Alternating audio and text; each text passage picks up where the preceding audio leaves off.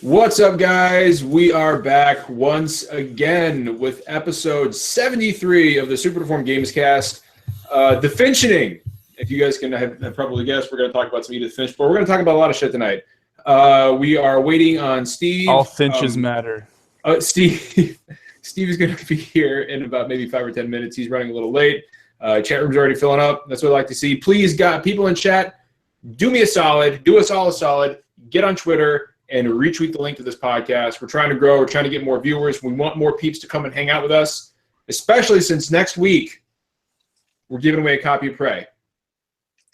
If it's any good. If it's not any good, we might give away something else. But we're gonna give it away. We're gonna give something away next week. I just don't know what's gonna be it. John. Yo.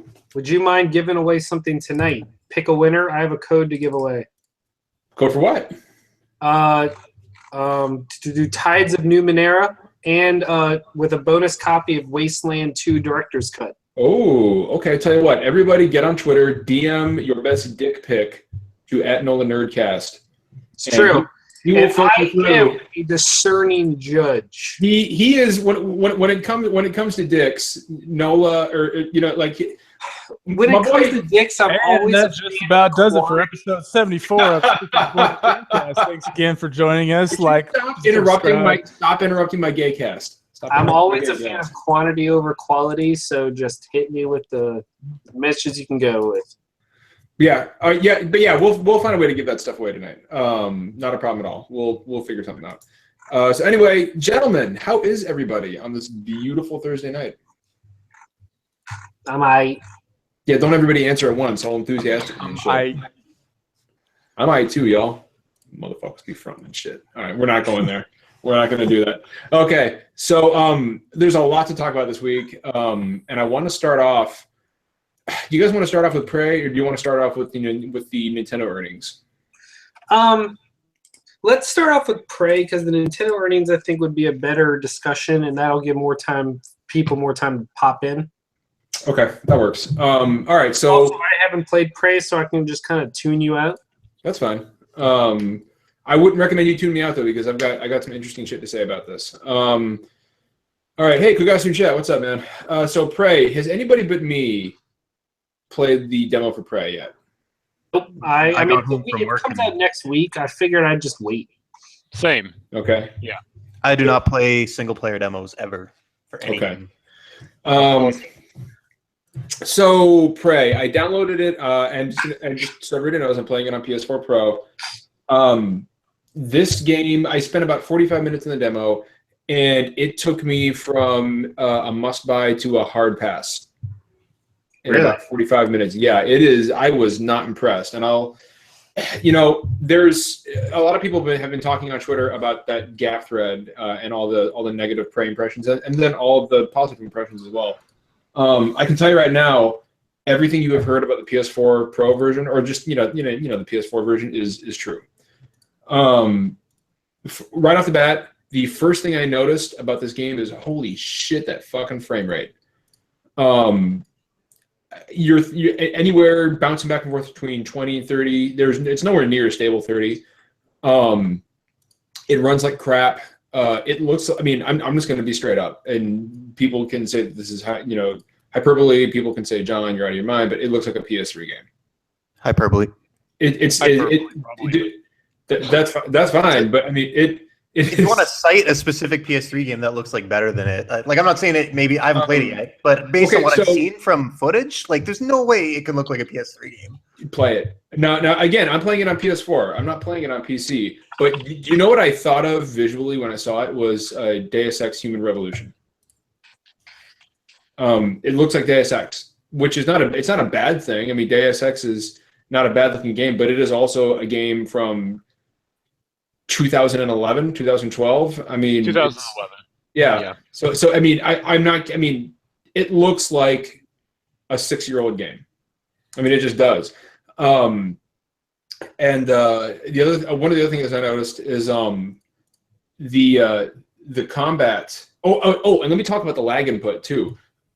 It's not anything that's going to be a huge deal breaker for a lot of people, but it is there. It's little less than a second, I would guess. I'm not an expert on determining how bad lag input is, but I was looking for it because I heard that it was there, and it absolutely is. Lag input is a thing. And now I've heard, and you guys correct me if I'm wrong, I've heard this is something that is exclusive to the PS4 version of the game. Not just that, but the frame rate problems. The frame rate problems are apparently PS4 exclusive as well. Okay, no, we're just getting all the exclusives. You are. But more than that, the character models just bug the shit out of me. These are some of the worst, most uninteresting character models I have ever seen. They imagine Dishonored or like Dishonored 2, that style, but not as detailed, not as interesting, not as well drawn. Like, because Dishonored has those character, those character portraits and those character models that are kind of like they're really detailed and they look really good, but all the characters look really beat up. You know what I mean? Like they're supposed to be off. It's supposed to be an unsettling, sharp, angular vibe. Like even the women don't really have, a curved face. Exactly, but in this, it's really off-putting. And the thing I was disappointed with most is the way the game actually plays. Not impressed with the combat. And Jesse on Twitter, hopefully he shows up in chat here. He was saying something very similar, and I saw him say this before I played it, and I can echo his sentiments. Combat just doesn't feel good. There's no weight behind it. It feels extremely floaty. There's these enemies, and maybe again this is because of the input lag on PS4, but there are these enemies you're fighting called mimics, and they're jumping around. It looks like Eddie Brock's symbiote suit. It looks like the Venom suit jumping around. I mean, that's what it looks like. And you whack them with a wrench, and just like in BioShock, but there's no way. It feels like BioShock combat, which back in 2007 was a good thing, but here 10 years later, it's not. And with that input lag, these things are zipping around the screen so fast. I'm trying to move and keep up with them, and I just can't. And it was supremely frustrating. There's just no weight behind it. It's like when I hit these things with a wrench, it feels like I'm hitting them with a cardboard tube. I mean, it is incredibly unsatisfying. So what feels better combat-wise, Prey or Haze? Comparing PS3 games. I have never played Haze. What? I heard it was awful. No, Haze is good. No, Haze dude, is it's the Halo killer, bro. Haze is awesome. Haze Haze was one of the biggest disappointments of the early PS3 because it was like the game from the makers of Time Splitters, and you were getting real hyped, and then it came out, and you're like, oh man, why? So I can't. Can I jump in for a second, John? No, please, dude, hop in, man. Like most of us, I haven't played it yet. I think this might be another case similar to Mass Effect Andromeda, where a lot of people seemed to agree that the early access portion of that game was the weakest part. And I think this might be another case of sometimes demos aren't good things. But this game comes out weak, man. But based on what I know of Prey and based on my experience with the Dishonored games, these games are as much about kind of a larger world and kind of exploring. It's like sinking yourself into the atmosphere than they are individual combat encounters, because the games can be played in so many different ways. And I'm wondering, from what I hear, it sounds like there's a lot of combat cranked into this, but as you progress further in the game and it opens up, even if the combat has issues, that might not be as big of a deal because there might be other ways to play it, or there might be crazy other powers and guns you unlock and stuff. Yeah, exactly. Like the way the game progresses, and just as everything else opens up, like maybe all the good stuff kind of overpowers that, whereas right now all you have is the combat and this little sample to chew on. So it's just, I'm not saying it's going to be good or bad either way. I'm just kind of opening people's minds to that. Like maybe this is just not a good slice. Well, no, and that's a totally fair point, right? Like this is just a demo, right? It is a very, very vertical slice of the game. Now I have heard that as you progress through the game, like the actual game, you get access to both human and alien skill trees and cups, right? And cups and you can choose to level up whatever you want, right? And if you level up your alien skill tree, then you'll take on more alien characteristics, and characters will interact with you differently than they would if you were leveling up more of your human skill tree, which I think is a really cool idea. And the biometrics of the station. Yeah, exactly. Like the turrets will recognize you as alien. I'm not saying the game is crap. I'm just saying I'm not going to buy it next week. Well, like one thing I want to point out, and I haven't played the demo, but the fact remains that this game does come out next week, and how many people are actually aware of it? I mean, Prey is pretty high profile, man. Like, is it though? I don't think it is. I know you don't think it is, really? No. Here's the thing. Like, I think so, but I know a lot of people frown on Arthur Gee's guys because he's a garbage person. But he did some digging, and apparently, Prey is one of the least tracked searches for video games of this year. Like, What Remains of Edith Finch and Little Nightmares has about 3 times the search volume. Really? Of Prey. And when you think about it, like, we're talking Bethesda. Where is the marketing for Prey? This game comes out in a week. That's a good point. I mean, the marketing for it, and this is a game that is coming out with practically no competition. They should be killing it because they don't have to fight for attention, but they're not doing anything with it. I mean, I don't know. Like, I can tell you this much: Jeff made some really good points, and so did Sam. And you know, I don't think the game demoed well. But that's what a demo is supposed to do, though, right? It's supposed to sell you on the full game. It's supposed to be a little portion to entice you into wanting more of it. And if it fails at that, then it's a bad demo. Like, if you didn't feel like it sold you on the game, then that's fine. Like, you don't. And it absolutely did not sell me on the game. Like, I may pick it up in the future when there's a price drop, but I'm not going to pay $59.99 for it when there are so many other games. Like, I've still got to play Edith Finch. I've got not just Mario Kart 8 coming tomorrow. I got Little Nightmares coming tomorrow, which I can't fucking wait for. Yay, Little Nightmares! I can't wait for Little Nightmares. I mean, there are so many games I've still got to finish. I've got 2 more endings to unlock, 2 more main endings to unlock in Nier. I'm playing Outlast 2, which we're going to get into later. There's so many fucking games. Poo Poo Tetris. I just call it Poo Poo Tetris because Jeff called it that, and I love it. I love that name. Fucking amazing game. But yeah, I don't need Prey. Like, I've got too many fucking games to play. But speaking of... No, Jeff, go ahead. I was going to say, we were talking about Geese saying, basically talking about how it was trending. Just going through Google search analytics, I compared Prey to What Remains of Edith Finch, and they were both basically tracking identically. Wow, considering up until the last week, when Finch just skyrocketed because of the release and kind of buzz around the positive reception. But basically, since January of 2017 till about April 15th, they're identical, and in some cases, Edith Finch is higher. That game, and this is, think about worldwide view, not just our, gaming hardcore people. The fact that Prey is on the same level as that is scary. It's really so 2 things, right? Like, first of all, I actually want to give a quick shout out to Shadow B, and Chetty says he's new to the podcast, so welcome, dude. We're glad you're here, man. We hope you stick around. And 2, does that? I mean, so that to me, combined with the all across the board impressions people are having of the demo, does that speak to a lack of confidence on Bethesda's part? Well, we thought that Bethesda wasn't confident in Doom, right? Because they were withholding early review scores for that, and that seems to be a trend for their releases these past couple of years. Is there's not a whole lot of the marketing was different, but I was going to say there was a lot more marketing for Doom. There's not a whole lot of there was not a whole lot of industry buzz for Doom come out because nobody had codes. Yeah, I don't think it's a lack of confidence. I mean, there's been preview articles for Prey. I've seen some marketing for it.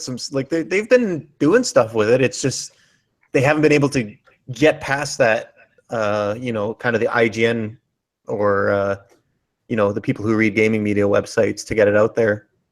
E of the Dead in chat says, they also need to tighten the graphics on level 3. I love that reference. That's fantastic. That's for sure. That's a that's a definite. That if they're going to expect to sell some stuff, they definitely need to tighten the You graphics. need to tighten the graphics up on level 3, man. Like I think, yeah. and like Diogo said in chat, Doom is Doom. They don't need to send out review codes for Doom because people know what Doom is. With Prey, I think getting it out early to streamers and getting it out early, if they think it's going to review decently, getting some sort of buzz going where people can kind of start watching this and being like, oh, I didn't know what this is. I'll check it out. With Doom, you have that name value. With what was it, Fallout, the last one that they reviewed, that they released before that, that has the name value. Like Prey, it's a little bit more obscure. I'll be honest, I'm a hardcore gamer. I somehow missed the boat on Prey. I had not heard of it till they announced this reboot. I had to go and look up why people were so losing their minds over it. Yeah, I knew what Prey was before they announced the reboot, but I wasn't like a hardcore fan of the original game or anything. It's interesting that this demo underwhelmed you, John, because I remember whenever the demo for the first Prey came out on the 360, like that was one of the best demos of all time. Because it was one of the first demos that let you play for like an extended period of time, and back then that was mind-blowing. Like that you got to like play a chunk of the game, not just like a tutorial section, So I don't know. I'll ask one more question about Prey. Like, how do you guys think this is gonna be one of those games that sells entirely dependent on upon how it reviews, or is it not gonna matter? I think if it reviews well, it'll matter, but I don't think it's going to move the needle very much, so to speak. If Ghost Recon Wildlands can top the charts for 2 freaking straight months, that's different though. Sorry, but that is an open world co-op military game. I have no fucking interest in that game whatsoever. Prey's not open world co-op military. No, it's single. It's kind of open world Sci-fi game. I mean, that appeals to me, but it's silly to compare that to Ghost Recon's success. Well, we've preyed on Prey for long enough, I think. I was thinking we could either talk about Call of Duty World War II, or we could talk a little Edith Finch. Edith Finch. Get the Finchening going on. So, JT, why don't you lead us in a little spoiler free, please. Or I can mute my headset too if you guys want to talk about it. No, I'll keep it as spoiler free as possible because I haven't played it either. So yeah, no, that's fine. I'm not gonna spoil anything. And the thing about these games is the experience. So like I definitely hate getting spoiled for stuff. So nobody needs to tune out or whatever. But this is one game that I really didn't have on my radar until people started talking about it, and I'm like, okay, I'll just buy it, on a whim, and I did, and I knew nothing about it. I assumed, it was just going to be another walking simulator, similar to like Ethan Carter or not Ethan Carter, Dear Esther, or everybody's gone to the Rapture. Something in that vein, because it has that that obscure type of name that it has no numbers in it, and it's kind of weird. So I just kind of jumped in without really hearing much except for Susan Arndt's review on Polygon. Glowing. She had a glowing review, yeah. But I didn't read too much of it because I didn't want to spoil it for myself. So I just kind of jumped in with that with knowing that people were really liking the game. So the best way to describe it is surprising, and it's like an onion. You think you're playing your stereotypical game of these like FPX, like first person experience games. But you start unraveling the layers of the onion, and it just really catches you off guard at some points. Is it more like an onion or a cake? Because both these things have layers. I don't know. I would say an onion because it's not all savory, or it's not all sweet it's not all sweet like a cake. You got way too deep into that.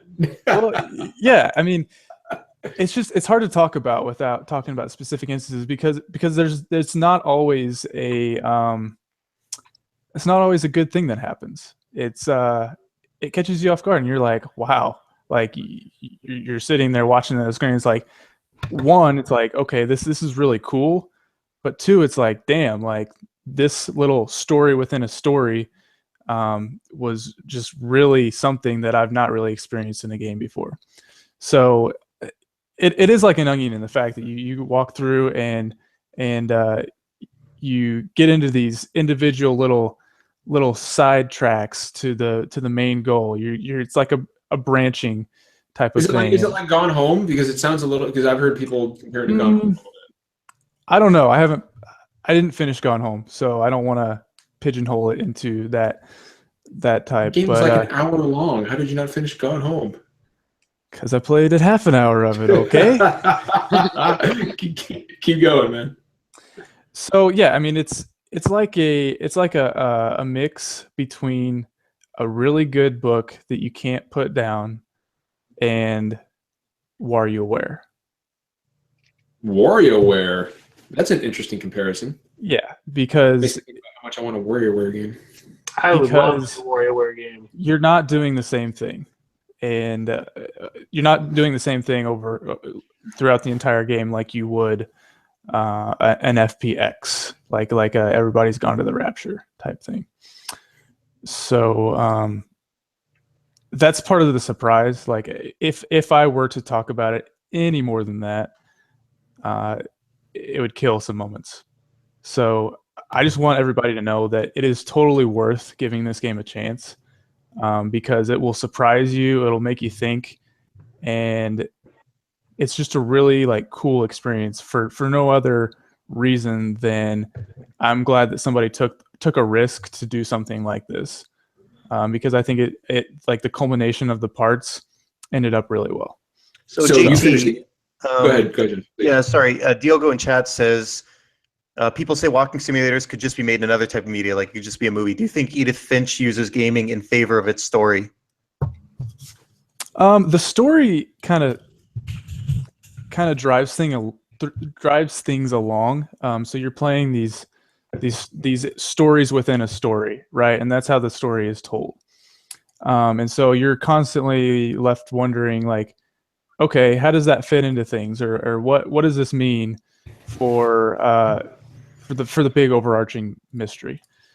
So does the interactivity play into how the story's told, or could this just be like a movie or a series of little snippets with? No, it absolutely does. Like the narrative, the way it uses narrative and gameplay together is really great. Gosh, I just want to like reference things like directly because it's so cool. Like there's moments where it's like kind of humbling. There's moments where you're just like sitting there like smiling stupidly because it's such a cool thing that's going on. Like, and there's parts where you just like you can't believe what is happening. You're just like, is that? Yeah, it is. And then you're like, wow, this is awesome. And it never like overstays its welcome.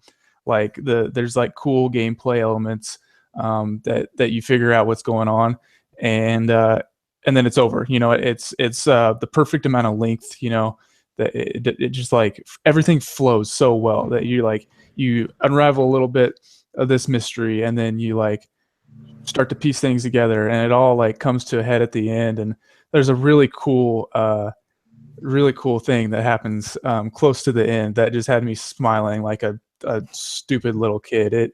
If we do a spoiler cast, I definitely want to talk about this because it just made me like, having played I'm not gonna spoil anything, but having played another game, it was very, very satisfying to see this little story. So right after that, I hope everybody listening will buy this game and give it a chance. I'm actually gonna. I'm being like very vague, but it's on purpose because I want you to experience it, because you owe it to yourself to experience something like this completely organically for the first time. So I want to point out, your people in chat are praising you for answering that question very well without spoiling the game. You did a great job on that. It's hard. It's like really hard not. I'm to actually planning on picking it up this weekend and playing flirt it it all out. because I know you can finish it in like 3 to 5 hours, right? Yeah. Yeah. So I'm gonna pick that. I'm gonna pick it up. I have heard it is one of the highest reviewed like quote unquote walking simulator games that I think are out there. I had heard nothing but uniform praise for this game, and you just completely sold me on it. Good. So, I hope I well sold some other people too, because it's a great game. Man, when are these great games going to end? I'm just looking at like Night in the Woods is at 87 on OpenCritic. Yeah, Edith this Finch is- is at 88. Like, And when- it's made me want more of those games, honestly. Like the smaller chunks of like narrative brilliance that I would call Edith Finch. I want more stuff like that. I've said it forever. Like, give me smaller games that I can enjoy, sit back and be like, damn, that was a fucking And cool it's the game. perfect palate cleanser to the multiple 100-hour-plus games we've had. Yeah, the open world this, like freaking action game that, military bro shooter this. And like there's nothing wrong with that, right? Like Horizon is fantastic, Persona 5 is fantastic, fucking Breath of the Wild is fantastic. Yes, I know I said I don't like certain elements on Twitter and people just fucking lost their shit. But Zelda is a Game of the Year contender, absolutely. I'm not going to sit here and tell you it's not. But all these smaller experiences are exactly what it's why I'm putting Persona 5 off until the rest of until the summer hits, because I can't do another 85, 90-hour game right now. I just can't. So this is perfect for me. Something like Edith Finch is more satisfying to me because I don't get bored of the game like 20 hours in, because it's repetitive. It's like, doing this, if not doing the same thing, doing similar things over and over. You're always like on the edge of your seat. And I think I'm gravitating more towards single player experiences that are shorter and better than like super grindy grind fests that are 100 hours. Like, I'll save my multiplayer games for those long stuff like that. And in defense of those games, it's really hard to make a game that's not repetitive to some degree. If it's a shooter, you're shooting stuff, and it's really hard to make a game where you shoot stuff for 15 hours and it doesn't get any bit repetitive. Like, that's just the nature of it. I think it's just finding taking the core loop and using it in different ways that keeps it fresh. But a lot of games, I would say most games even overstay their welcome a little. That's why I love Titanfall 2's campaign, because it did fun things. It had that one amazing level of time travel, and it was 5 hours long. Like, it didn't overstay its welcome. I thought Titanfall 2's campaign was one of the best gaming experiences I had last year. Yep. For exactly that reason, Jeff. I actually Dan in chat. Sorry, man, you missed the Prey talk, man. Sorry about that. But after the podcast is over, you can go back and listen to me rant about how I didn't like the demo.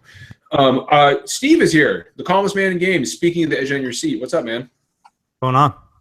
So now that Steve is here, JT, dude, you did a brilliant job talking about Edith Finch, man. Like, that was fucking fantastic. I was already going to pick it up this weekend, but you just literally completely solidified my decision. I can't wait to hear what you guys say about it, because we absolutely need to do more spoiler casts, period. But I am absolutely willing to do a Edith Finch spoiler, because I'm going to have it beat by the end of this weekend. JT might need his own individual sponsor, because anytime he talks on anything, I'm like, I'm going to buy that game. I know, yeah. You have that effect, man. Like, you're really passionate about it, and it's really kind of unfortunate for my wallet. It's funny, any game I talk about on here and like praise, I usually am probably done playing it by the time you buy it, and so I'm on to the next thing that I won't ever finish.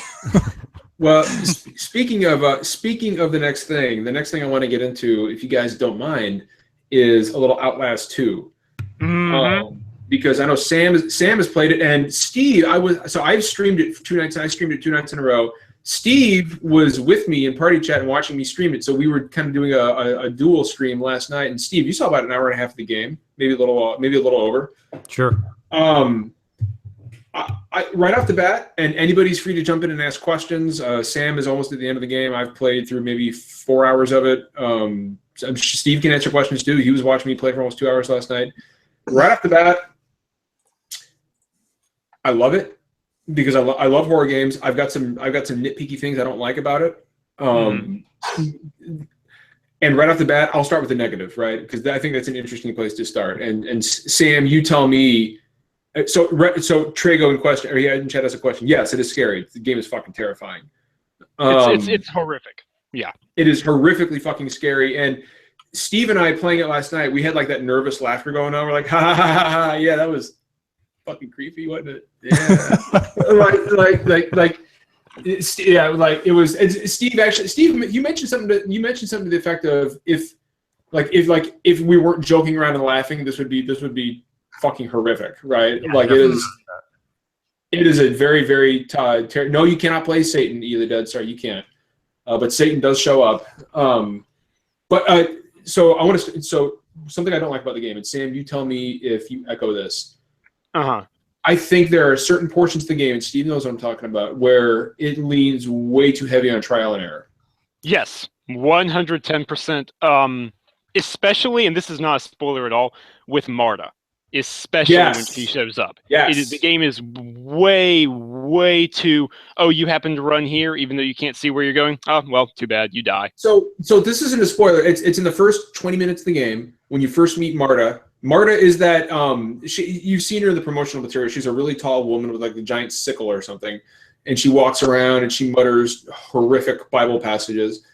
But when you first meet her, she's, like, you hear her, and then you're walking around, you don't see her, and then she just comes out of nowhere, and you're dead. And I was like, that was my first death in the game. You see her walk out of the mist, and when she sees you, that's it. Like, there's no escaping. Mm-hmm. So I was, and I died twice in a row. And I was like, what the fuck am I supposed to do? There's another portion that involves turning on the power to an elevator, Sam.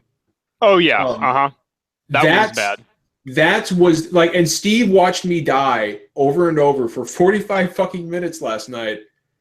And I was like, man, I got it on the last try, and I actually got it on the try when I was like, I'm doing this one more time, and then I'm fucking turning this off because I can't do this anymore. And then I got it, fucking ironically, I got it. But I feel like the open-ended nature of the levels in the game, which are far more open-ended than Outlast was, I feel like that works both to the game's benefit, but it also works against it. It makes for a much better setting, a much creepier setting, and a much more enjoyable setting. But when the enemies, in particular Marta, show up, it makes it just absolutely frustrating. Because these guys they're not on any real set patrol patterns, right? They just wander around. That's another thing. The AI is way better. The AI is way much less better. exploited. Yes. But again, when you get to these wide open sections that rely heavy on trial and error, that it works against the game. Because I mean, once these guys see you, and this is for everybody everybody in the group here, once these guys see you, it is extremely difficult to get away. And there's a lot of them.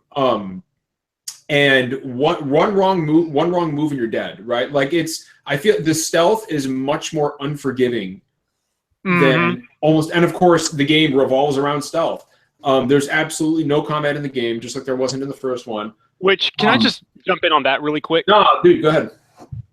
Outlast 2 is perhaps the best argument I've ever seen for a concealed weapons permit in my entire life. Yeah. Like, honest to God, it gets kind of ridiculous because I'm like, in the first game, it was a little understandable, right? You're a journalist, you're showing up to an insane asylum. All right, fine, but you're going out in the middle of nowhere, and you're telling me, like, after you see what you see, you're not going to pick up one of the meat hooks or the knives you see lying around? Like, that's ridiculous. I'm sorry. And the guy you are is obviously a stud. He's able to hop in and out of barrels. Yeah. In a split second. Like, this dude is a fucking gymnast. I'm like, you are the most nimble investigative journalist I have ever seen, right? It's also worth noting that they sponsored the investigative journalist project with a helicopter. You get a helicopter to start the story. That's impressive. They don't just give out helicopter rides. But it's in Arizona. On the flip side of the coin, though, they give you an amazing helicopter and a camera that drains batteries faster than anything I've ever seen. Like, that's the other thing. Like, I get it. It's a video game. It's supposed to stretch the bounds of believability. Like, I'm walking. Like, I was walking around this valley, this slushy, swampy, puddly valley in the Arizona mountains. And Steve's like, why are you hopping off the mountain? I was like, I see a battery. And I'm like, why is there a fucking battery here? But it doesn't matter. Like, that was my first question. Whenever I'm walking in your room, is like, okay, my first question is are there any batteries? I just need a battery for my camera so I don't run out. Because when your battery runs out and the camera goes dark, you're fucked. you're done. That battery might as well be your health meter. And John, keep in mind, the achievement or trophy for you and for anyone else playing on PS4, but the achievement on Xbox is still there for beating the game on Insane without reloading the camera battery. Fuck that. Guess how many people have completed it? None. None. It is at 0.00% on both. This is a game I will not platinum. We've actually got a question in chat. Trago 1337 asks, question, how does this game compare to Resident Evil 7? I like Resident Evil 7 better. I think it's more horrific than Resident Evil 7, but it's more horrific, but I feel like Resident Evil 7 is overall a better game. I mean, then again, that's my Resident Evil 7 bias talking, or my Resident Evil bias talking. Nah, I'm a huge agree. Resident Evil fan. I agree. But I mean, at the end of the day, yeah. I mean, I think. Hold on, wait. JT just put something in chat. I want you to say, is that true? Yeah, apparently. Say that. I want you to say that out loud because that's fucking crazy. I want to verify before I go. Okay, carry on with Outlast too. Okay, all right, yeah. Verify it before we say that. Yeah. So if Outlast tells you anything, it's basically that batteries are an essential part of our society. If you're in a cult, you gain some kind of superhuman abilities. If you're gonna join a cult, do your research because you do want those kinds of abilities. But yeah, the Outlast 2 is pretty interesting in its delivery. You're kind of torn between the interesting storyline and then the gameplay that's kind of set on failure as default. So you have to fail and then readdress it. Enrique asked, does it come into VR? I don't think it is not. Yeah, that thing in chat is confirmed. It's on Nintendo's official YouTube channel. Are you serious? All right, let's say it. Throw it out there. Those are all my thoughts on Outlast. So, JT, do you want to announce it? Nintendo just announced that it's releasing a new console, new 2DS XL, coming out July 28th for $150. Fucking why? Nintendo, what are you doing? Why? Nobody's gonna buy it.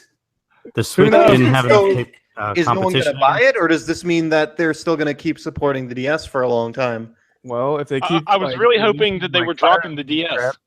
I mean, I was really traded in my hoping. DS for a Switch because I thought the Switch was the future of Nintendo handhelds. I thought the entire point of being able to take your games on the go meant the 2DS was irrelevant, or the 3DS was irrelevant. Like this. Oh, Nintendo! No. And they just like posted it to their YouTube. That's it. It's just Yeah. there it is. Like because even they realize how dumb it is. So here's the thing, right? Like, I mean, it looks like a No. cool piece of technology, but like that would have been nice like 3 years ago, and not official actually Nintendo seal of quality. I just want to point out that people were a brand defending new console. the lack of the NES Classics and the production troubles with that because they weren't able to produce. They were putting all their effort into producing Switches, and they just didn't have the resources to manufacture boosted systems. So that just throws that out the window right here. Clearly, that's not the issue. I mean, we knew that wasn't the issue. Samsung and Sony can manufacture 10 different types of TVs and support them all at the same time, but Nintendo can't support 2 consoles, but whatever. So I just saw the design. The design looks cool, but here's the thing. It looks fine. Like, it does look badass. I mean, and like it's not like it's going to cut into Switch sales, right? Like it's not. This thing isn't going to take any sales away from the Switch. I just don't see anybody fucking buying it at this point. no, I don't part of want the one. reason why I was so excited for the Switch is I was like, finally, we're gonna get like a coordinated effort for Nintendo, like portable and console coming together, and it's just like I know that's gonna happen soon, but Here, Yeah, because before it's like they're announcing Mario Golf, and I'm like, fuck yeah, can't wait to play Mario Golf on Wii U. Oh, it's for 3DS. Animal Yeah. Crossing. Oh, it's for Exactly. 3DS.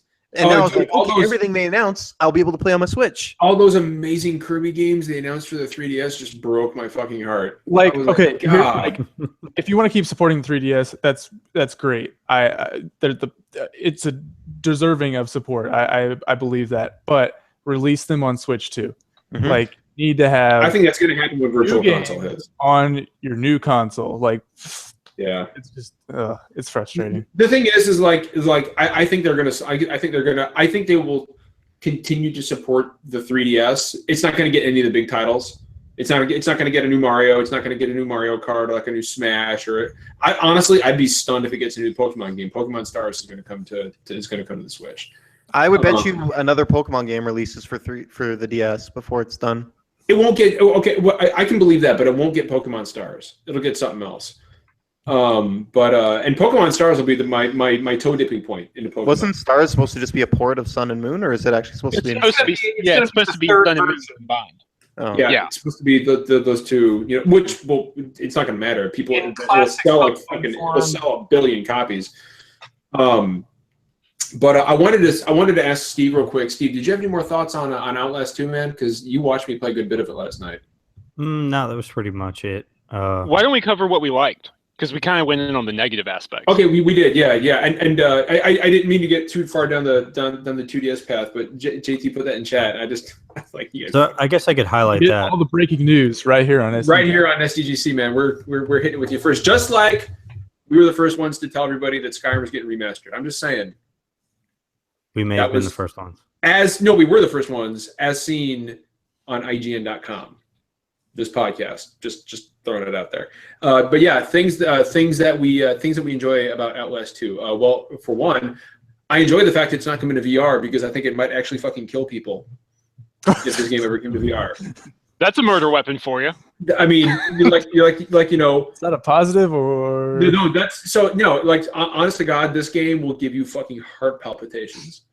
Sam, back me up. I mean, it's scarier than Resident Evil 7. Oh, by far, it's not even a fucking question. It's the scariest game I've played in an extremely long time.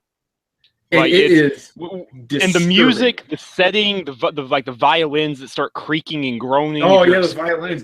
Yeah, oof. Oh. It's just it is designed to put you at edge on the edge at every single moment.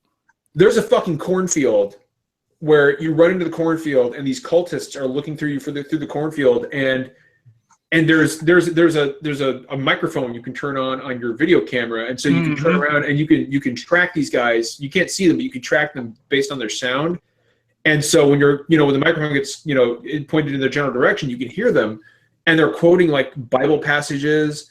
And Marta is walking around with her giant sickle, and she's just saying over and over, she's like, "God, give me a voice. God, guide my hand." And I'm like, this is fucked up.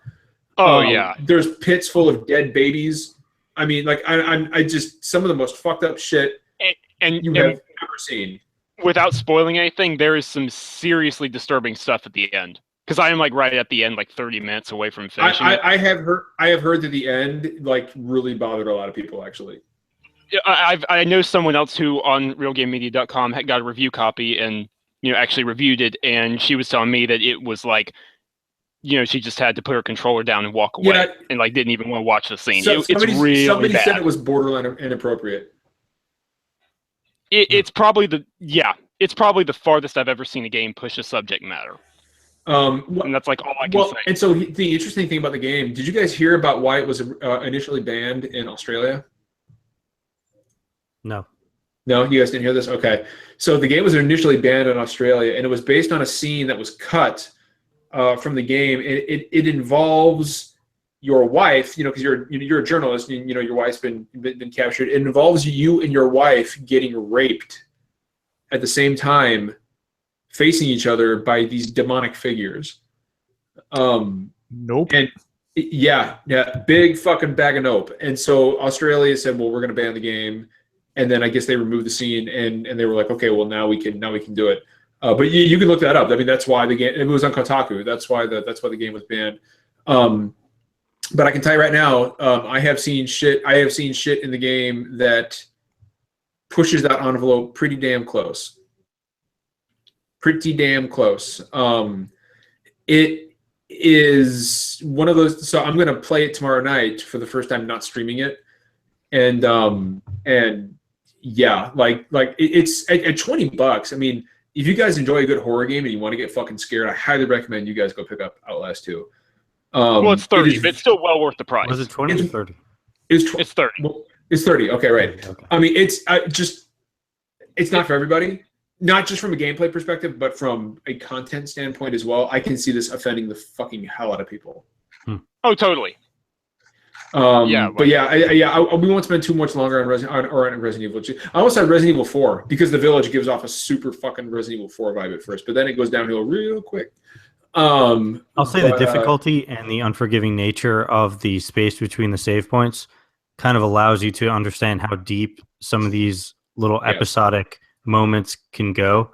If you count each space between auto saves as an episode, you could go to different parts of the map and find little coves or little extra pieces, a lot of like notes and stuff like that tell you more about the story that you tend to just ignore on other playthroughs. But there's a lot to the space that they give you. So I'll say that some of the problems in starting you on failure as a default can be overcome by just exploring more of the map and appreciating kind of how much they put into the game.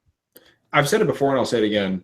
Whenever Steve starts talking about a video game related subject, like everybody just gets quiet and starts rubbing their chin. They're like, That's a very Steve, you got a good point. That's a very intelligent way to put it. But I want to kind of move real quick into Nintendo. Can we go back to the new 2DS XL? Let's do it. I hate Nintendo so much. This looks really fucking nice. No, it looks really good. It looks gorgeous. It's like the light of the. I know that it is going to come with a 240p screen, and I'm just like, why? That looks so cool. Do you see the orange and white one? Yeah, it does look good. I hate my life. I want to pull it up again. 2D. Fuck you, Nintendo. Fuck you. I mean, they must have done the market research, but 90 days to hype up hardware is a really short timeline. That's because I honestly, they can't expect this thing to sell a shitload of units, right? Well, yeah, I mean, like, are they going to make like 3 of these and like the same thing like that happened to the NES Classic, or are they going to try and create? I mean, 3DS stock has been almost non-existent for a long time. I think it's safe to say this might be a replacement. So people on Twitter are already saying, I'm not sure if they should eat in the Switch shelves. This will absolutely not eat in the Switch shelves. Well, you can't play Zelda on it, so. Yeah, we did. Yeah, this is more for people. I think this is going to be a complimentary thing for people who already have a large 3DS library. And maybe you traded in your 3DS and you regret it and you want a 2DS, or you want to get something for your kids, you don't trust it. It's going to be that's a great thing for kids, like get it Christmas, like it'd probably be on sale for $100, which people will buy it like hotcakes, and you already have a fantastic library. You don't have to wait for Switch game. Well, by then the Switch is going to have a pretty killer library. The blue black by Christmas. Oh my god. Yeah. I mean, that is sexy. That is a sexy looking device, and but anybody who expects this, anybody who thinks this thing is going to eat the Switch sales, no, that's not going to happen. But I can't get over that fucking clamshell design, guys. It's got the new 3DS XL power, so it plays the SNES. I kind of want to trade in my 3DS and get one of these. I just traded mine in for a Switch. I'm refusing. I will not buy. I bought the original 3DS and the 3DS XL, and this. I'm not doing it again. Join us, Jeff. I'm done. He's definitely buying it. Just wait 6 months from now. Of course. Yeah, in July. I know what my word is worth. What have I done? So while we're on the subject of Nintendo, their financials came out today, and really, really impressive shit. And I've got the numbers right here. And actually, while we're on the subject of numbers, Matt Piscatella on Twitter, he's NPD analyst. He was going to start it this month, but he couldn't. So last month, but starting in April, he is going to be our new monthly NPD guy, kind of like how Z-Huge used to do.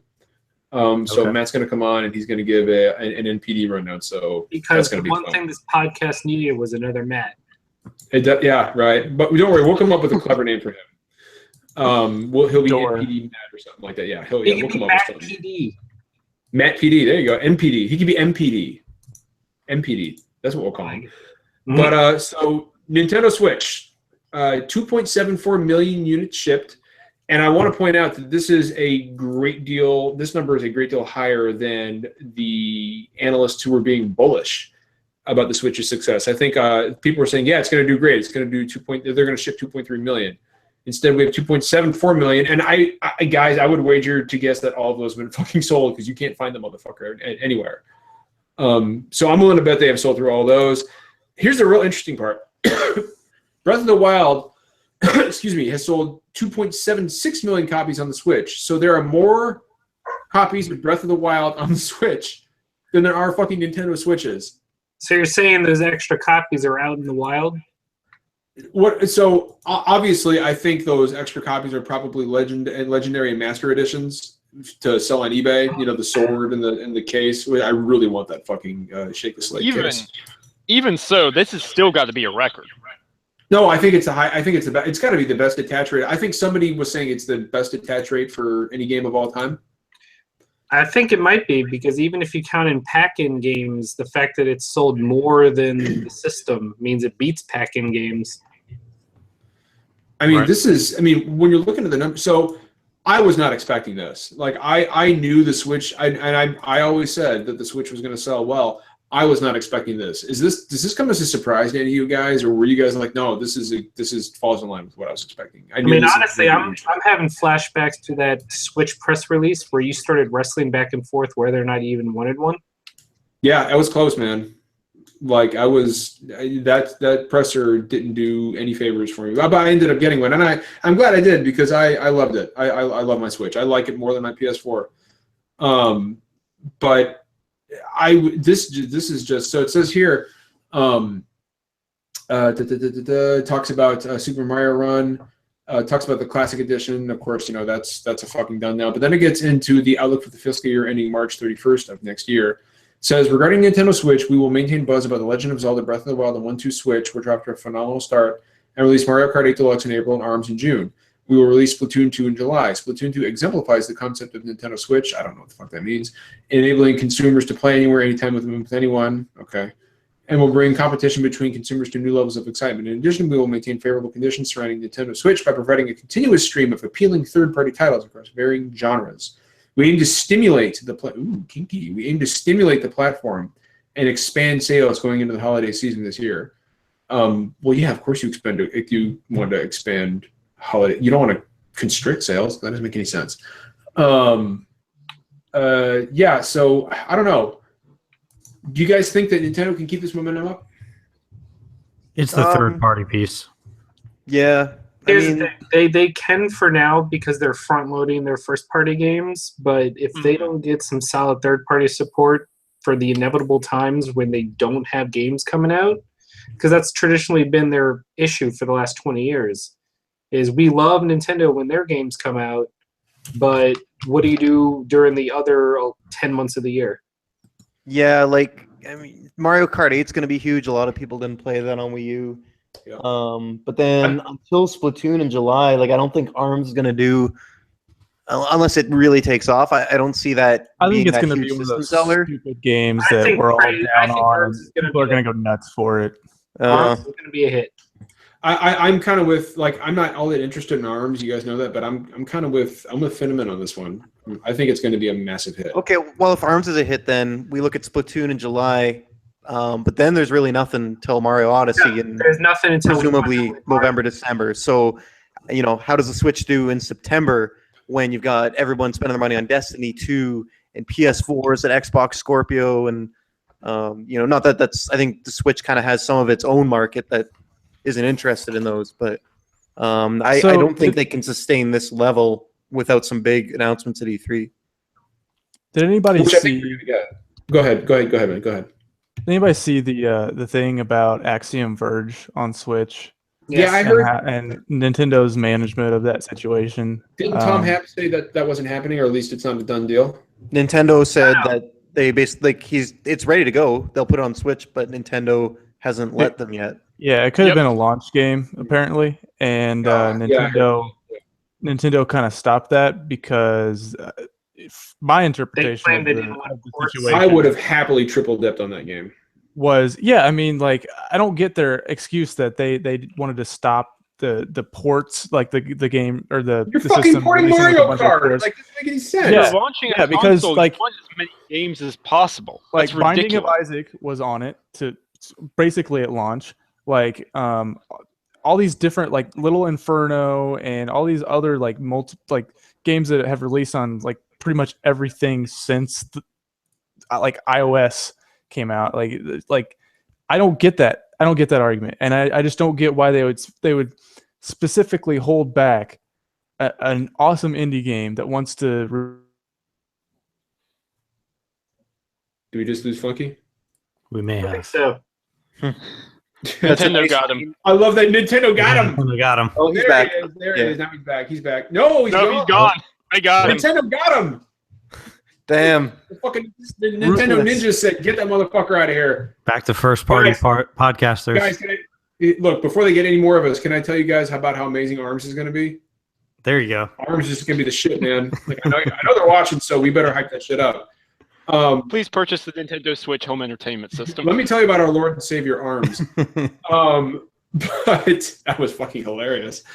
But to everybody's point, like, I get the consternation about a lack of third-party titles, and it's something that people have talked about over and over and over.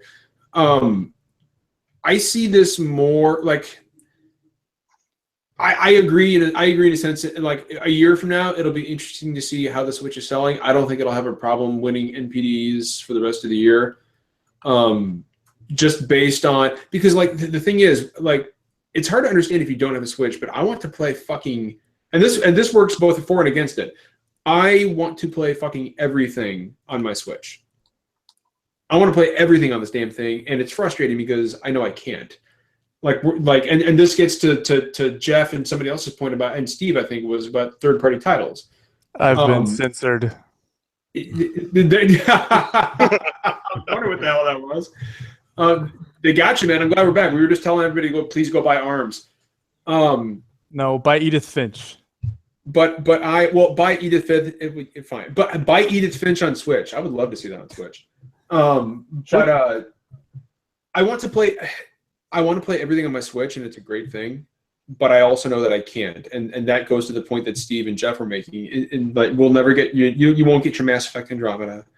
You won't get your Final Fantasy 15. You won't get your Overwatch. You won't get your hey, Jesse in chat, what's up, man? You won't get your Call of Duty. You're not going to get your Battlefront. You're not getting Destiny. You're not going to get your Destiny. You're sure as hell not going to get your Destiny. So what do? What is Nintendo to do? And now, obviously, I mean, most people would say, and I would say, that Nintendo is not trying to compete with Xbox or PS4. I think that's a good thing. There are a lot of third-party games coming. The question is are they the third-party games that people are going to want to play? Because my fear, as much as I love the Switch, I mean, we have to be objective. My fear is that it's going to turn into the first-party. For a lot of people, it's going to turn it into the first-party console that you pick up and play every few months when that big Nintendo, first-party game comes out, and then you put it down until the next big first-party. I don't think that's going to happen, but I think it's a reasonable concern to have. And on top of that, you really have to consider the fact that, I think I don't remember who brought it up earlier, but someone brought this point up earlier. I'd like to expound on it. They're killing it with the first-party stuff this year. They're fine. They're locked in this year. That was me. 2018, 2019, 2020, who knows?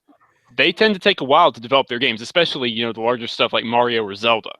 I am going to reserve. Well, I mean, we're not getting a new Zelda now for a few years, so Zelda's off the table. Yeah, that's done. Mario Odyssey's come out this fall, so automatically after this year, Zelda, Mario, boom, you're waiting 3 or 4 years. Do you think it was a smart idea, Jeff, to have Mario and Zelda in the same year? Yes. I mean, it depends. I feel how like they it didn't have a goes. choice. Yeah, they had to. They need to get this thing. They need to get people with this in their house. They need to build that user base so that they can try and get something resembling third-party support if that's what they want. And But I that's think it's really important to build that goodwill early and get good word of mouth going and get people to buy into this ecosystem and buy into the system, and then they can get away with, then they can try and by then hopefully have courted some third parties. Exactly. But no, they needed these big hitters because they were already working on such a deficit of public support and maybe not support, but just belief that this would be a success in a post PS4 Xbox One world. And like after the Wii U, they needed to come out strong. They need to have the 1-2 hit of Zelda Mario. What's interesting is that, and by the way, Midi in chat asks, any chances Mario Odyssey getting delayed? No, absolutely not. That's hitting this fall. I think that would be a done deal. Yeah, that is a done deal. 2D Zelda this year, DS exclusive, Jeff? You calling it? Sure, why not? Sounds like something they would do. Yeah, I can see it. I would buy it. More news. 2DS press release. They won't have E3 style presentations. 2DS XL. Well, to JT's point, I think it's really going to be in how they manage the third-party content, because there is a lot out there. If you look at what's on the mobile platforms, if you look at maybe the Tomahawk F1 in China, if you look at some of the mobile platforms that I forgot that was a thing. have been put forward. Yeah, well, there's a lot of content on those. And what Sega puts forward, I think if Nintendo is quick to QC those and put them on the marketplace, whatever they come up with, I feel like that would be a plus to those interim periods between first-party titles. But if they mismanage it, that could be a problem. It doesn't seem like there's a lack of content. It's really just how Nintendo chooses to engage the rest of the development community. I want to address something that Midi said in chat real quick. She says, thanks for the reply. She's one of our new. She's been watching for a few weeks now, but she's one of our newer members of the podcast, or one of our new viewers. Guys, if you're new, especially for Shadow B, who just joined us tonight, if you ask us questions, we will answer them. We love talking to you guys. We love interacting with you. It's true. Ask us whatever you want. Like what kind of underwear is JT wearing?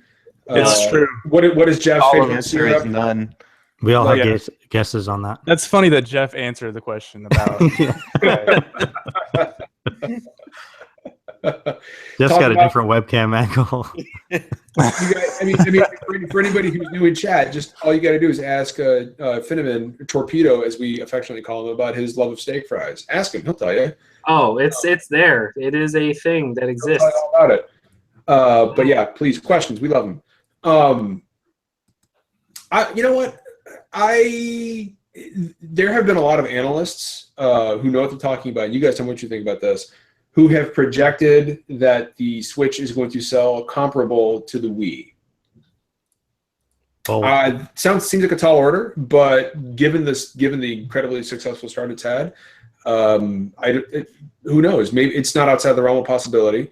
I think it's certainly going to sell more than the Wii U. But do you guys agree with that? Do you guys agree when analysts say this thing is going to sell on par? At least it probably won't sell as much as the Wii, because they'll probably something else will come out. But do you guys, when they say it's going to sell along that same trajectory as the Wii did, do you guys agree with that? Do you guys see that? Not a chance. No, I don't think so. Anyone who I worked retail when the Wii came out, and I worked in retail for 5 years while it was sold. And I think anyone in retail would tell you nothing will be the Wii again, because there was like senior citizens buying that system for themselves, not for their grandkids. Mm-hmm. That was like, and that's the key. Exactly. It's selling huge for already gamers. It's not reaching that Wii level of cultural zeitgeist where it was pulling in all these people that eventually left for mobile gaming. It'll never be touched again. The Talk about soccer moms and grandmas who were never gamers to begin with. Mm-hmm.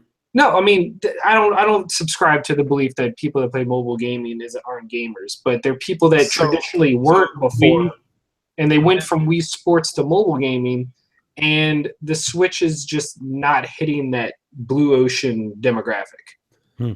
So let me ask you guys this: one, do you agree that it'll outsell the Wii U? And two, do you agree that it will at least keep pace with PS4 and Xbox One? Or do you think it'll outsell the Wii U? I mean, good grief, what's the Wii U at lifetime? I think it's like 12 million. It's not much. I think 13 I mean, maybe. The Vita almost sold as much as the Wii U. So yeah, so it'll outdo the Wii U. That's not a question. But do you guys think next fall? Do you guys see this thing at the very least keeping pace with PS4 and Xbox One, winning its fair share of NPDs? Depends on the games, man. Okay. I see Mario in a competitive bundle with either Mario Kart or ARMS, Splatoon, whatever. being a very attractive holiday scenario. And I think they steal 1 or 2 months this year. But it's like Jeff said, if they don't pull out some quality games for next year, that's a wrap.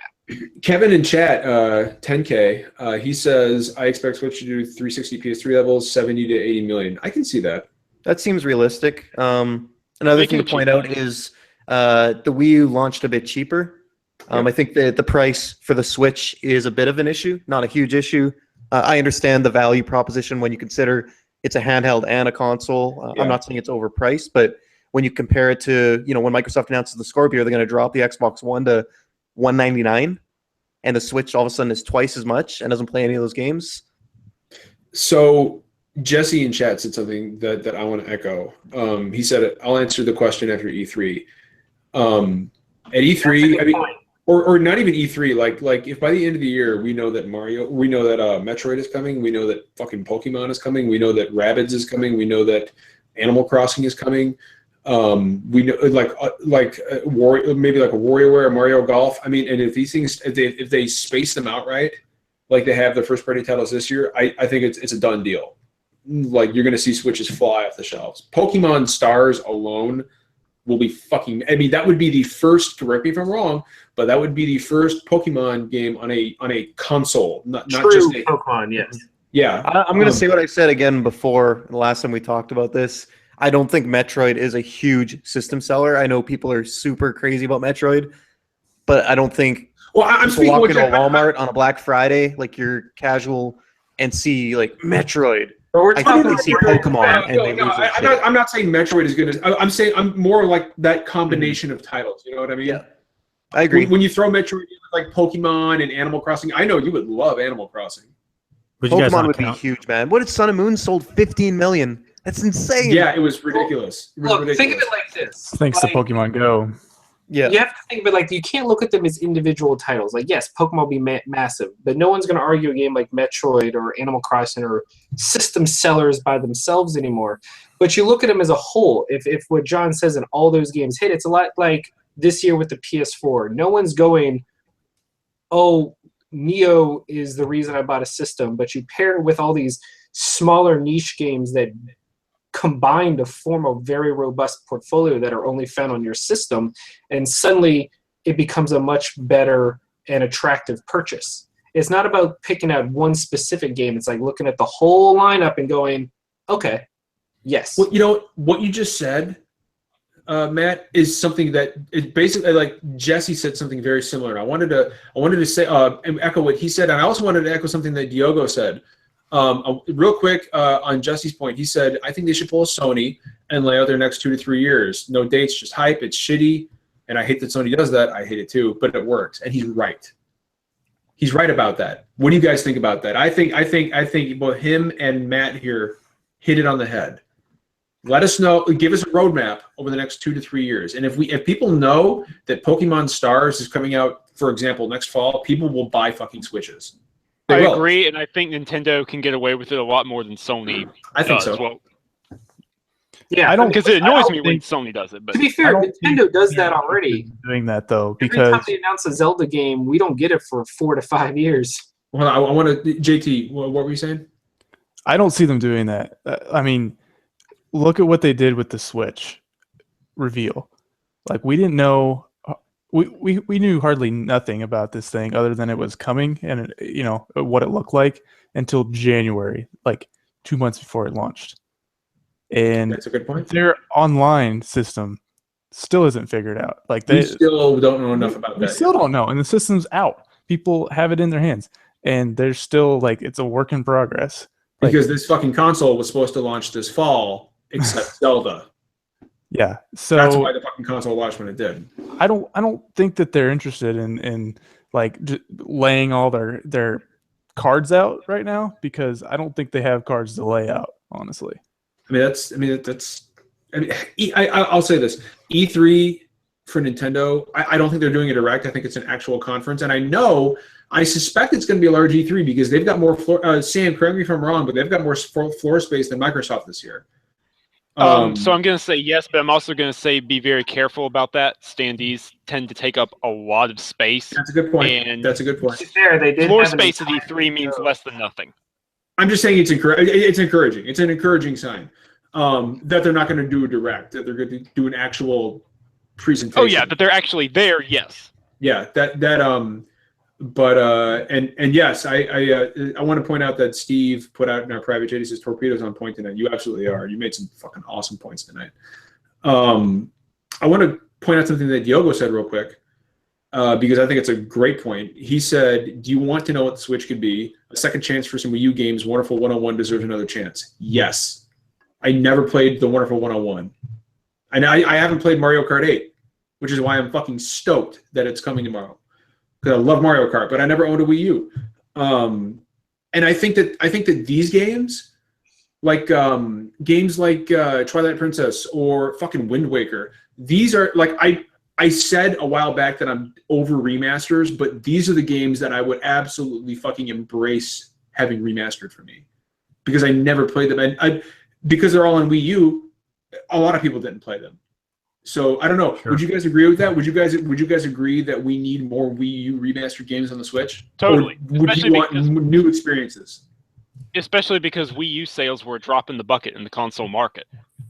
I'd be perfectly happy. Like, give me, say, Wind Bayonetta 2. Waker, Twilight Princess double pack. That would be Bayonetta 2, phenomenal. man. Fucking Bayonetta 2. Bayonetta 2, yeah. Mm-hmm. Yeah, I would say There's it's plenty of stuff they can pull. it's a 1-2 punch. You know, you have all these games that people didn't really play on the Wii U, and then you have the Switch, which kind of has a you know, at least at the moment, still a bit of a thin lineup. So why not allow people to play all these games and at the same time bolster the Switch content library? It's Jeff, win-win. I think you mean it's a 1-2 switch. Ha! Woo! I feel like I'd have to start by saying I agree with Matt on just about every thought I've had this evening. But yeah, certainly if you expand the catalog, people will show up for the console. And I could see maybe, given the generational demographics worldwide for this market as compared to the one that the Wii U, or excuse me, the Wii saturated, I could see some optimism on the global scale of trying to match the sales that we're seeing for the Wii. I don't think they'll get there, but if you expand the catalog, you can certainly have a chance in today's market of hitting a broader worldwide market. And Wii didn't really take off in Asia the way that you would have hoped. I mean, I was in Korea. I was traveling back and forth to Japan when Wii was launched, and you just couldn't find that anywhere. Nobody had it. Nobody had heard of it. I mean, we're talking even in the internet cafes, it just wasn't around. So in the US, it was flying off the shelves. But you've seen with the Switch, there's been international acceptance of this platform, and you'd hope that they'd find sales, a year in or 2 years in with an expanded catalog. I think at the end of the day, I think whenever the next generation starts, whenever that is, I think when you look back on the Switch and Nintendo's got their new console out, I think the Switch will be remembered as the console that re-injected life back into the company. I think this is going to be. I agree with you guys when I say that when we say that it's not going to reach Wii levels, because I mean that was a phenomenon. Nothing's ever going to do that again. But I think 80 million is a solid prediction. I think it'll probably hit that, and I think it'll be remembered as the console that rejuvenated the company, kind of giving Nintendo their mojo back. I think it's way too soon to be making any sort of. I don't know.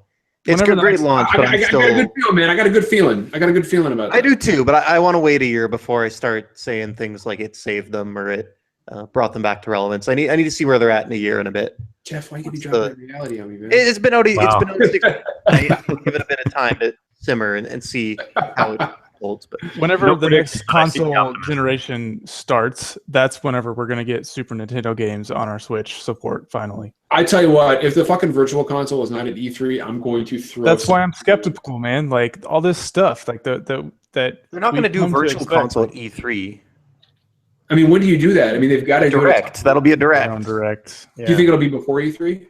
I don't know. I think it's going to be in like 2019. Whenever I want Final Fantasy VI Super Nintendo version, not the Game Boy Advance version, the Super Nintendo version on my Switch as soon as possible, please. Earthbound. I want Earthbound. Mother 3. I want Mother 3. I mean, if you like Neo Geo games, like I was so pissed off during that direct, dude. When you could see the bottom, it was like I can't remember exactly what it said, but it was like, play the classics on your Switch, and I was like, oh my god, let's get down to that. Let's get down to that bullet. And then it gets down there, it's like Neo Geo games, and I was like, you get the fuck out of here. Like here's the low hanging fruit for Nintendo, and they're just like, oh,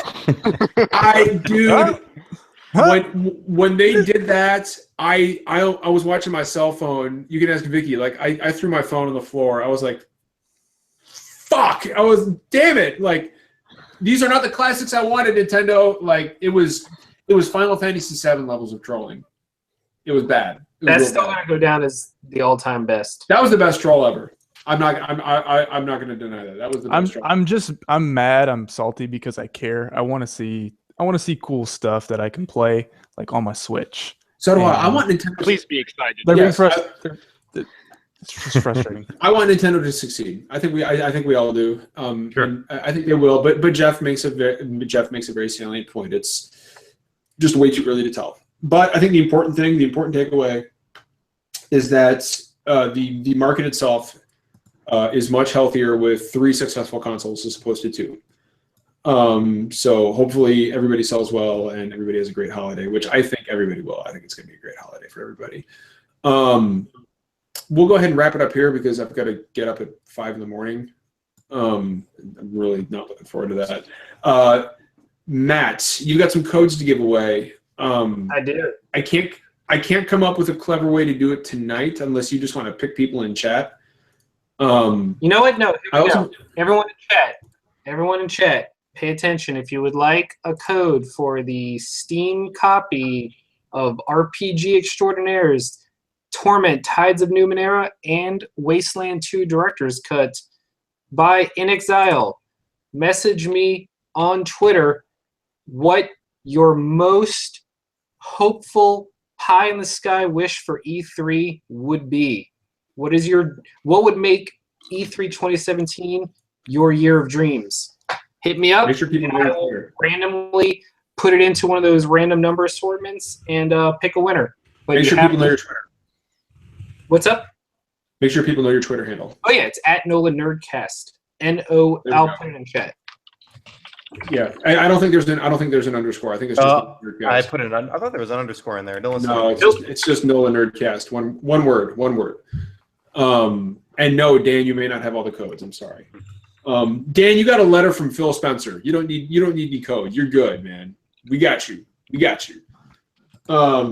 Okay, that was a great episode. Great Nintendo talk. I am definitely going to pick up. We're going to have a lot to talk about next week because I'll have finished Edith Finch. I'll have probably finished Little Nightmares. I'm sure I'll have finished Outlast. We're going to have a lot to talk about. It's going to be a really cool. Mario Kart will be out, and we are inching ever so closer to E3. Yes, Kevin in chat, please send him nudes as well. Don't just send him E3 predictions. Send him nudes. Love the dick pics. And don't forget, guys, we got PAX West coming up. We're planning on attending. Some of us are anyway, as many as we can. Yes, Mitty in chat.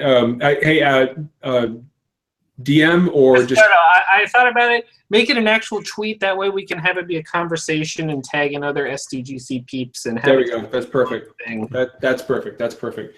Matt, thanks for doing that, man. That's awesome. No problem. Also, I want everyone to enjoy Little Nightmares. I worked hard on it, so enjoy it. Can't wait for that shit. I got the special edition coming tomorrow. But does anybody have anything else they want to add? Okay then. Nope. So something not always poetry. Blah blah blah. I'm gonna get to it. I may or may not stream some more Outlast 2 tomorrow. I kind of want to play it by myself and get the full effect, Sam, if you know what I mean. We need I would like to watch you stream it though, because I'm ahead of you and I really ran with popcorn. Well, then I'll stream it. That's fine. I'll stream it. We need to have a Mario Kart bro night. I'm all about a Mario Kart bro night tomorrow night. Yeah, let's do it. How are we going to do that though? Like, we'll do the Switch voice chat right here, and we'll get on the voice chat right here. Okay.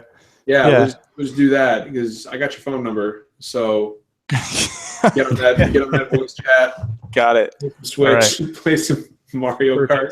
So like you'll call me and then We'll do a conference call. We'll loop Yeah. Jeff in because he's getting Mario Kart. I don't care it's what he like- says. N64. I will not bend on this one. I will Jeff, not just break. do it, man. Come I will stand strong. So salty. Play with us. Jeff, see you I tomorrow will night look at for, my for Wii U Mario again Kart. and play my Wii U version. If you guys want Mario to, Kart if you guys want to hear our thoughts when me, JT, and Jeff play Mario Kart tomorrow night, it's gonna be great. Please look forward to that. And as always, guys, until next week, be good to each other, and don't forget, it's not always poetry, and we don't always agree, but we always By Dumpster. Edith Finch. we always buy Edith Finch. That's what it is. We always buy Edith Finch. We'll see you. Did we not get it right? No, that's fine. That's fine. Okay. We can mix it up a little bit. We've been around long enough where people know the deal. Like All right. poo-poo Tetris. Play Poo Poo Tetris. Yes, Poo Poo Tetris is amazing. Jeff, I don't know what you've started, man. But anyway, we'll see you guys next week. See ya. Bye.